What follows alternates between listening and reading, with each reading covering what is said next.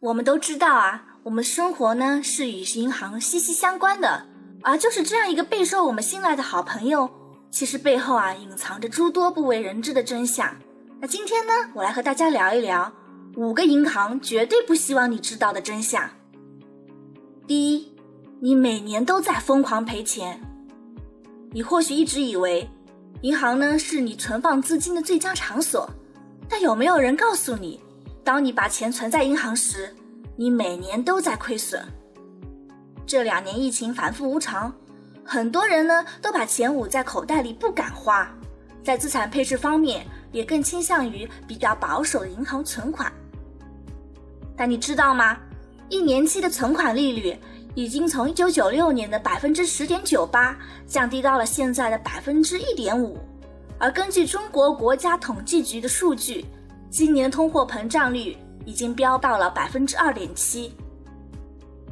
你想想看，你的钱每年以 1.5% 的速度增长，而通货膨胀呢却有 2.7%， 你财富的内在价值实际上每年都在减少。这里呢，我来给大家举一个真实的案例。图中的这位陈女士呢，在家里收拾的时候，发现自己父亲去世前的一张存折，存折里面呢是1200块。陈女士觉得，虽然金额不大，但好歹已经是40多年前的钱了，累计到现在也该有不少利息了。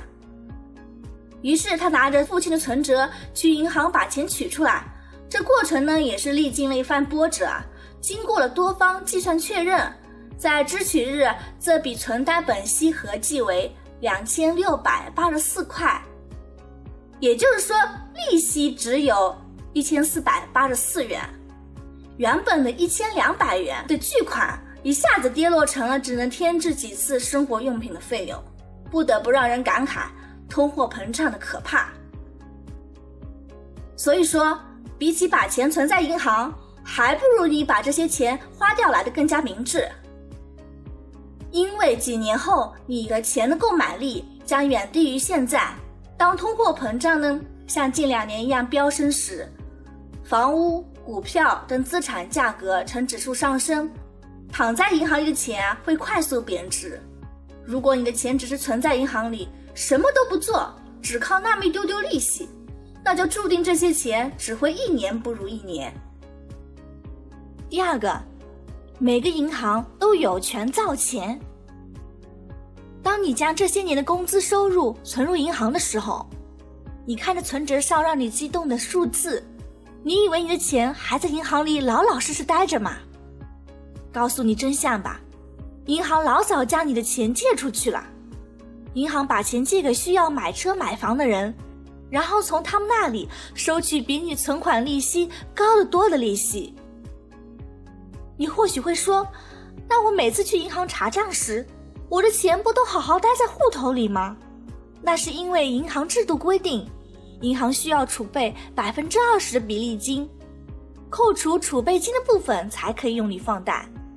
像你这样乖乖将现金流输入银行的用户有千万，大家也不会约好一个时间一下子把钱都提出来。现在你明白了吗？你存进银行大笔钱已经演化成为户头里的数字和电子记录。现在呢，我们来了解一下银行是怎么造钱的。比如这个 A 在农业银行里存了1万元，农业银行呢将其中的2000元存进中国人民银行，剩下的8000元呢就可以用作贷款。这个时候 B 来农业银行借了8000元，他用这借来的8000元呢到商场买了一台计算机，商场呢再把这收到的8000元存入建设银行。建设银行收到这8000元呢，也要将其中 20%， 即1600元存入中国人民银行，剩余的6400元呢又可以用于放贷了。这时 C 呢又到建设银行贷款6400元，然后去商场买了一部手机，商场收到这6400元后呢，又将它存入了交通银行。交通银行收到这6400元后，也要按规定将 20% 存入中国人民银行，于是呢，它又可以将剩余的5120元用作贷款。这样呢，一直持续下去。经过商业银行系统的不断扩大，最开始那个储户 A 存入农业银行的1万元，最后变成多少钱呢？你发现没？这样持续下去，最后整个银行系统账面上的新增存款额是24400元，新增贷款总额呢是19520元，也可以说货币总量增加了43920元。但其实呢，中国人民银行并没有多印一张钞票，这些钱呢都是商业银行造出来的，也就是我们常说的银行创造货币供给功能。接下来第3条，穷人借贷倾家荡产，富人借贷盆满钵满。绝对想不到，像扎克伯格这样的亿万富豪买房子还要贷款。2012年呢，他在斯坦福大学附近购买了一套700万美元的私宅，相对于他财富来讲呢，只不过是9牛1毛罢了。但其实他依旧向银行借贷了595万美元。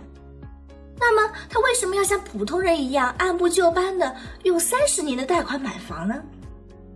答案当然是因为贷款买豪宅更加划算。那时美国通货膨胀率呢为 2.5% 至 3%， 任何低于通货膨胀率贷款呢都可以称作免费货币。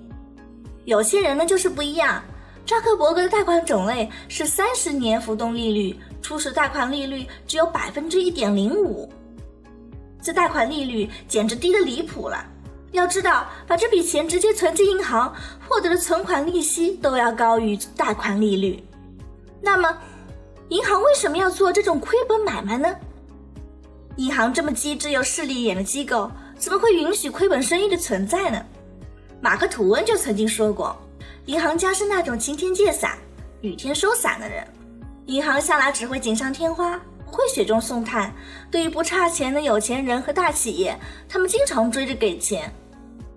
那是因为不管是从贷款安全性、贷款流程要求等种种因素来看，锦上添花的投入产出比都比雪中送炭强。银行呢，把钱以这么低的利率贷给扎克伯格，既搞好了客户关系，还不用担心风险，何乐而不为呢？好，现在我们来假想一下，你就是扎克伯格。假设你以 1.05% 的利率借贷了100万元，而在疫情前呢，储蓄账户的平均年利率是 2.4%， 也就是说，即使你把100万元存入银行，你最终1年可以净赚24000元，而你只要每月向借给你那笔钱的银行支付10500元。你看这里有13500元的利差。如果你的本金是1亿元或者10亿元，那么利差会更加庞大。当你可以免费借钱时，你就可以把这批空闲的现金用于投资更有利可图的项目。这个利差对于小额资金的意义不大，但当你涉及到大金额时，差价中可赚取利润相当可观了。怎么样？是不是深切理解到了穷人借贷倾家荡产，富人借贷盆满钵满的意义了？擦干眼泪，接着往下看，心酸的还在后头呢。接下来第4条，信用卡是银行的核武器，它正在让你陷入消费陷阱。据不完全统计呢，我国银行卡持卡用户人数超过10亿，24.73%的用户有1张信用卡，16.2%的用户有2到5张。信用卡用起来确实很方便，但是暗藏套路，很多人真的想都想不到。你知道吗？与房贷的 3.5% 的年利率不同，信用卡的利率会高达 20%。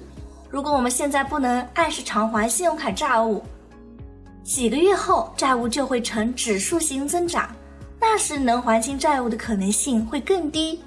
换句话说呢，我们这些卡奴将陷入债务危机。有 56% 的美国受访者表示，他们至少有1年的信用卡债务等待偿还，并且大多将继续持债多年。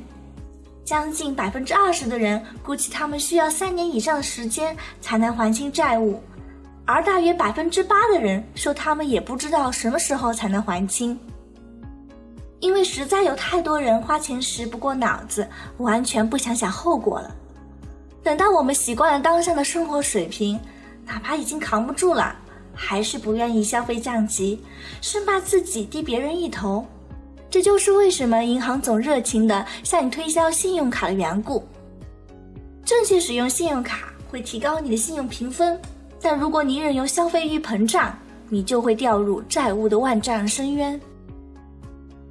第5点，你的每一笔交易都被银行薅了羊毛。你知道吗？曾经信用卡还不是很盛行的时候，如果你购买商品要用信用卡付款，基本上还要额外支付一笔手续费。因为用信用卡消费就跟现在美团上点外卖一样，每一笔交易都要被平台扣取相应佣金，而羊毛出在羊身上，作为消费者，你就得支付相应的羊毛费。现在信用卡已经非常普及了，它这笔羊毛费还是以各种形式出现在我们的消费账单里，只是会以很隐秘的形式存在。比如呢，原价只要50元的东西，店家直接将价格升为52元，让消费者消化掉这笔手续费。银行还有一些套路是我们想都不敢想的，比如你信用卡还款时多存进去的钱吧，这样在有些银行条款里也是要收费的。这个叫做一缴款的手续费，又在你无意识的状态下剥了你一层皮。而且你的还款利率，银行也会在不经意之间调整，套路你没商量。你可别小看这增加了1-2点利率，在复利的作用下，就和雪球似的滚啊滚，让你不知不觉的又多欠银行一笔巨款。所以有信用卡的你一定要多多了解规则，避免被银行薅羊毛，不然你盲目办卡时脑子里进的水，就成了还款时哗啦啦的眼泪。好啦，今天的分享就到这里了。如果你觉得我的视频不错的话，还请多多点赞分享哦。我将分享更多有关个人成长、金钱认知的内容，赶快关注我吧。我们下期再见。